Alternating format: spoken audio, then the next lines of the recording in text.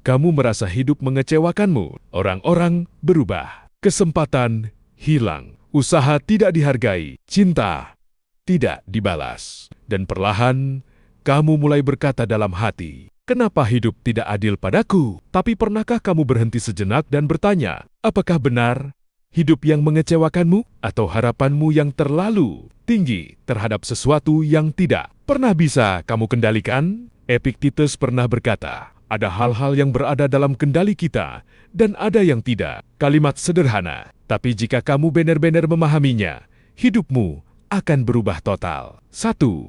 Kamu terlalu menggantungkan bahagia. Kita diajarkan untuk bermimpi besar, untuk berharap, untuk percaya bahwa jika kita berusaha, hasil akan setara. Namun dunia tidak tunduk pada usahamu. Kamu bisa bekerja keras dan tetap gagal. Kamu bisa mencintai dengan tulus dan tetap ditinggalkan. Kamu bisa setia dan tetap dikhianati. Dan ketika itu terjadi, kamu merasa dikhianati oleh kehidupan. Padahal sejak awal, hasil itu tidak pernah berada di tanganmu. Yang ada di tanganmu hanya usahamu, sikapmu, keputusanmu, dan itu saja. 2. Rasa berhak adalah sumber luka. Kita jarang sadar bahwa yang membuat kita paling menderita bukan peristiwa, tapi rasa berhak. Aku sudah baik, jadi aku pantas diperlakukan baik. Aku sudah bekerja keras, jadi aku pantas sukses. Aku sudah sabar, jadi aku pantas bahagia. Masalahnya, hidup tidak bekerja berdasarkan rasa pantas. Marcus Aurelius menulis dalam jurnal pribadinya,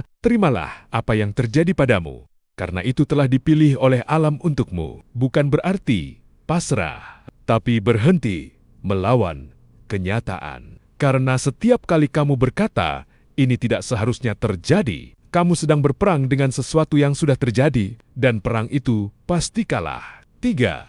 Dunia tidak jahat, dunia netral. Kita sering menyebut hidup kejam. Padahal, hidup hanya berjalan. Hujan tidak berniat membasahimu. Api tidak berniat membakarmu. Waktu tidak berniat meninggalkanmu. Mereka hanya melakukan apa yang memang menjadi sifatnya. Begitu juga manusia. Orang meninggalkanmu bukan karena semesta membencimu, tapi karena manusia berubah. Orang mengkhianatimu bukan karena takdir ingin menyakitimu, tapi karena karakter mereka belum selesai. Seneca berkata, kita menderita lebih sering dalam imajinasi daripada dalam kenyataan. Kita membesar-besarkan, kita mengulang cerita di kepala. Kita menciptakan penderitaan kedua setelah penderitaan pertama. 4. Kendali adalah sumber ketenangan. Bayangkan jika mulai hari ini, kamu berhenti berharap orang lain bersikap sesuai maumu. Bayangkan jika kamu berhenti menuntut hasil tertentu dari hidup. Apa yang tersisa? Ketenangan.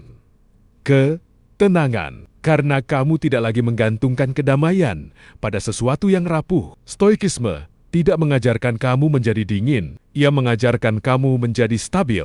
Bukan tidak peduli, tapi tidak terguncang. 5. Kekecewaan adalah guru yang diam. Setiap kegagalan menyisakan dua pilihan. Menyalahkan dunia, memperbaiki diri. Pilihan pertama membuatmu merasa benar. Pilihan kedua membuatmu menjadi kuat. Dan kekuatan jarang terasa nyaman. Ia datang lewat pengkhianatan, lewat penolakan, lewat kehilangan. Tapi dari situlah karakter ditempa. 6. Kamu tidak lemah.